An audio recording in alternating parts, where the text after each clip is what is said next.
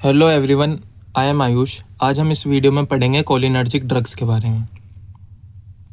Cholinergic drugs mimic और enhance the action of the neurotransmitter acetyl choline.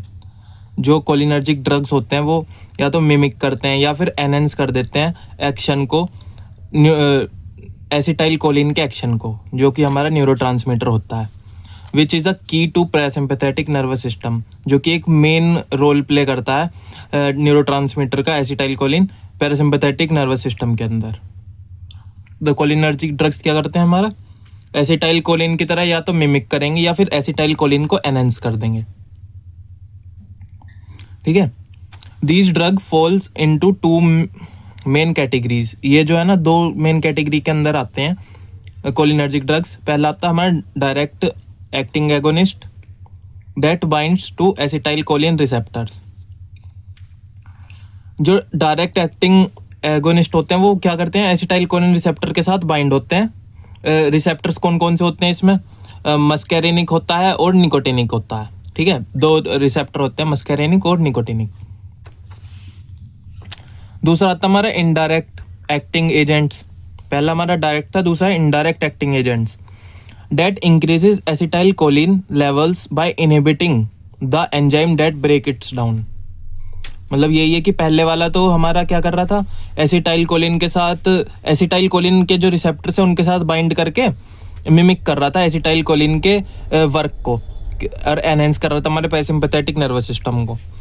दूसरा indirect acting, मतलब ये indirectly करता है, ये उसकी तरह मिमिक नहीं करता, ये उसको ही एनहेंस कर देता है एसिटाइल कोलिन को।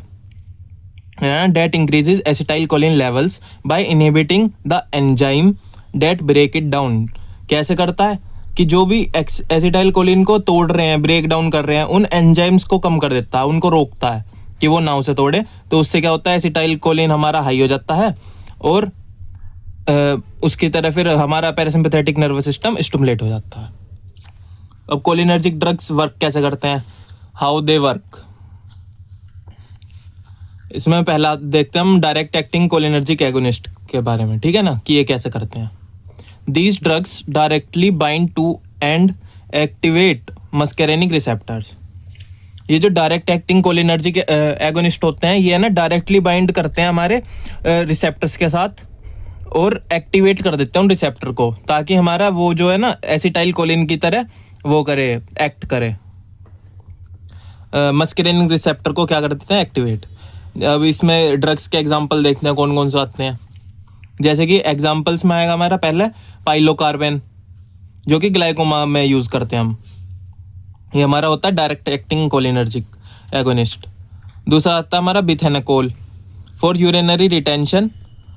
बिथेनेकोल को यूज़ हम करते हैं यूरिनरी रिटेंशन के लिए, कि अगर कोई यूरिन है ना हमारा वाला रुक रहा है तो हमें उसको पास आउट करना है बॉडी से, तो हम क्या करेंगे, बिथेनोकोल करेंगे। ये क्या करेगा, हमारे कॉन्ट्रैक्ट करेगा यूरिनरी ब्लैडर को, जिससे कि हमारा यूरिन पास आउट हो जाएगा।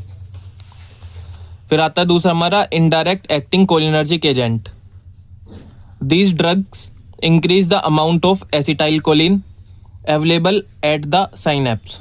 ये इनडायरेक्टली वर्क करते हैं, ये उसकी तरह एक्ट नहीं करते, ये एसिटाइल कोलिन को ही वो कर देते हैं, इंक्रीज कर देते हैं। ठीक है, increase the amount of acetyl choline available the synapse. Synapse वो होती है साइट जी जहाँ पे जो हमारा न्यूरोट्रांसमीटर है वर्क करता है, तो वहाँ पे इसकी अमाउंट को इंक्रीज कर देते हैं, बढ़ा देते हैं। ठीक है, जिससे कि सिस्टम जो हमारा होता है वो स्टिमुलेट हो जाता है। इसके अंदर दो चीज़ आती हैं, रिवर्सिबल इनहिबिटर्स और इनरिवर्सिबल इनहिबिटर्स। पहले पढ़ते हैं हम रिवर्सिबल इनहिबिटर्स के बारे में। These temporarily block the enzyme and break down acetylcholine. ये क्या करता है, हमारा टेम्परेरी होता है, टेम्परेरी ब्लॉक करता है एंजाइम को कि वो एसिटाइल कोलिन को ब्रेक डाउन ना करे। ठीक है, एग्जाम्पल है इसके अंदर रिवास्टिग्माइन और नियोस्टिग्माइन। रिवास्टिग्माइन किस लिए यूज़ करते हैं हम, rivastigmine for Alzheimer's disease. Alzheimer's disease के लिए हम यूज़ करते हैं रिवास्टिग्माइन का, और नियोस्टिग्माइन का यूज़ करते हैं माइस्थीनिया ग्रेविस, जिसमें मसल की वो हो जाती है वीकनेस। ठीक है ना, तो उसमें कौन से ड्रग यूज़ करते हैं हम, नियोस्टिग्माइन।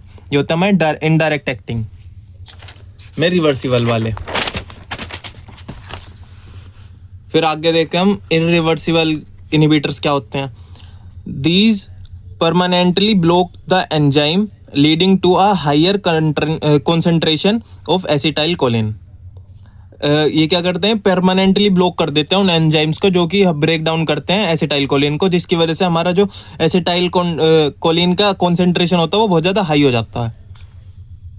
सम insecticides and nerve gases are irreversible inhibitors. इसमें कौन कौन से आते हैं हमारे, इंसेक्टिसाइड्स और नर्व गैसेज, जो कि हमारे इरिवर्सिबल इनहिबिटर्स होते हैं।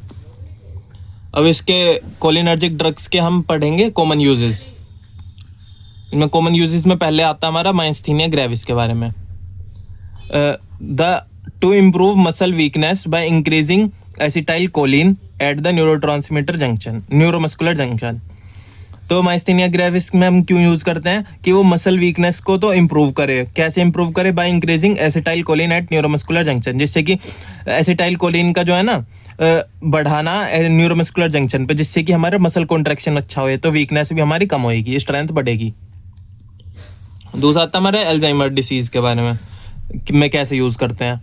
To improve cognitive and behavioural symptoms, जो कोग्निटिव और बिहेवियरल सिम्टम्स आते हैं उनको इम्प्रूव करने के लिए। By increasing acetylcholine level in the brain, कैसे, एसिटाइल कोलिन का लेवल जो ब्रेन के अंदर है वो इंक्रीज कर देते हैं। ठीक है, ये ड्रग्स, कोलिनर्जिक ड्रग्स। तीसरा आता है हमारा glaucoma. Glaucoma to increase fluid drainage from the eyes. Glaucoma में कैसे यूज करते हैं, ये जो आइज के अंदर जो भी फ्लूइड एक्युमुलेट हो जाता है ना, उसको ये क्या करता है, ड्रेन आउट करता है। फोर्थ आता है हमारा यूरिनरी रिटेंशन में। अब इसमें क्या यूज करते हैं, to help the bladder contract and improve emptying. मतलब कि यूरिनरी रिटेंशन में कि हम यूरिन पास आउट नहीं कर पा रहे हैं, है ना, तो उसमें क्या करेगा, ये ब्लैडर को कॉन्ट्रैक्ट करेगा, जिसकी वजह से हमारा ब्लैडर कॉन्ट्रैक्ट होएगा तो हम यूरिन बॉडी से आउट होएगा और इम्प्रूव एम्प्टिंग, और यूरिनरी ब्लैडर जो होएगा वो खाली हो जाएगा। अब इसके कुछ साइड इफेक्ट्स भी होते हैं कोलिनर्जिक ड्रग्स के, वो देखते हैं कि अगर हम ज़्यादा उसमें ले लें तो क्या, ज़्यादा क्वांटिटी में ले लें या ज़्यादा अमाउंट में ले लें हम इसको कोलिनर्जिक ड्रग को, तो क्या होएगा, क्या हो सकता है, या फिर किसी भी तरीके से साइड इफेक्ट्स कैसे आ सकते हैं। पहला आता है हमारा ब्रेडिकार्डिया, स्लो हार्ट रेट, ये हो सकता है। ठीक है, दूसरा आता है हमारा हाइपोटेंशन, लो बीपी हो सकता है। ठीक है, तीसरा आता है इंक्रीज सलाइवेशन एंड स्वेटिंग, मुंह में बार बार सलाइवा आता है, बार बार जैसे कहते हैं मुंह में पानी आ रहा बार बार, और पसीने भी बहुत ज़्यादा आते हैं, स्वेटिंग भी इंक्रीज होती है हमारी। और फोर्थ आता है हमारा नोजिया, वोमिटिंग, डायरिया। नोजिया हो सकता है, नाक से खून आना, वोमिटिंग, उल्टी होना, डायरिया। और फिफ्थ आता है हमारा bronchoconstriction and increased bronchial secretion. Bronchoconstriction क्या होएगा, हमारा जो विंड पाइप है ना, या पूरा जो भी हमारा एयरवे है उसको कॉन्स्ट्रिक्ट करना, वो सुकड़ जाएगा। ठीक है, एंड इंक्रीज ब्रोंकियल सिक्रीशन, और ब्रोंकियल सिक्रीशन भी हमारे इंक्रीज होंगे, जो भी ब्रोंक्यूल्स में जो भी चीज़ें सिक्रीट होती होंगी, म्यूकस वगैरह, वो सारी हमारी इंक्रीज हो जाएंगी, बढ़ जाएगी। और क्या होएगा, ब्लड विजन, कैसे, मायोसिस से। ठीक है, प्यूपिल डायलेट होएगा। फिर आता है हमारा यूरिनरी अर्जेंसी। यूरिनरी अर्जेंसी हो सकती है, मैंने बताया था ना कि उसको कॉन्ट्रैक्ट करेगा यूरिनरी ब्लडर को, तो हमें ऐसा लगेगा बार बार कि हमें मतलब वॉशरूम जाना है, या फिर हमें बार बार यूरिन आ रहा है। अब देखते हैं इसके कुछ कॉन्ट्राइंडिकेशंस कोलिनर्जिक ड्रग्स के, कि किसके सिचुएशन में, किसके उसमें हमें नहीं देना चाहिए कंडीशन में। जैसे कि पहला आता है ब्रोंकियल अस्थमा, COPD, इसमें नहीं देना चाहिए। क्यों नहीं देना चाहिए, अभी बताया था मैंने कि वो ब्रोंको कॉन्स्ट्रिक्शन करता है इफेक्ट्स में, साइड इफेक्ट्स में। तो मे कोज ब्रोंको स्पाज्म, मतलब ब्रोंको कॉन्स्ट्रिक्शन कर सकता है, कॉन्स्ट्रिक्टर सुकड़ जाएगा। तो अस्थमा में तो वैसे ही बहुत ज़्यादा दिक्कत होती है, तो वो लाइफ थ्रेटनिंग भी हो सकता है। फिर आता हमारा peptic ulcer, increase gastric acid secretion. Peptic ulcer में क्यों नहीं देना चाहिए, क्योंकि गैस्ट्रिक एसिड सिक्रीशन बढ़ जाता है इसे लेने के बाद, तो और ज़्यादा कंडीशन वर्सन हो सकती है। थर्ड आता हमारा ब्रेडिकार्डिया और हाइपोटेंशन। वही कि अगर ब्रेडिकार्डिया है, हार्ट रेट डिक्रीज है, तो उसमें हम ऐसा करेंगे। हाइपोटेंशन, अगर ब्लड प्रेशर वो है कम है, तो फिर उसमें भी हम इसको कॉन्ट्राइंडिकेट करेंगे कि नहीं देनी ये ड्रग। यूरिनरी और इंटेस्टाइनल ऑब्स्ट्रक्शन, अगर इनमें कोई ऑब्स्ट्रक्शन है तो भी नहीं दे सकते हम।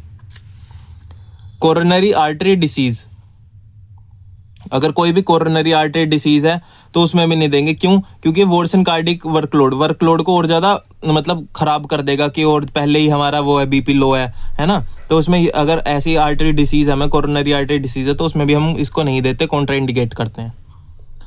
लास्ट आता हमारा हाइपोथायराइडिज्म में ट्रिगर्स एरिथमियाज, कि अगर एरिथमिया है भी नहीं है ना, कुछ ब्रेडिकार्डिया या ट्रैकिकार्डिया नहीं है, फिर भी अगर हाइपरथायरॉयडिज्म है ना, हाइपरथायरॉयडिज्म, तो ये क्या करेगा, वो ट्रिगर कर देगा कि एरिथमिया को, हार्ट रेट जो हमारा इरेगुलर हो जाएगा, इरेगुलर हार्ट बीट्स में हो जाएगा। ठीक है, तो ये था आज की वीडियो में।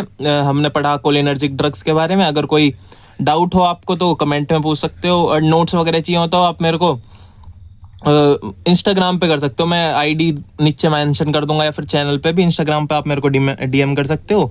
वीडियो अच्छी लगी हो तो आप लाइक करना, सब्सक्राइब करना, और कमेंट में बताना कि कैसी लगी आपको वीडियो, या क्या चीज़ मेरे को इम्प्रूवमेंट करनी चाहिए। ठीक है ना, और चलते हैं बस। Thank you for watching, bye bye.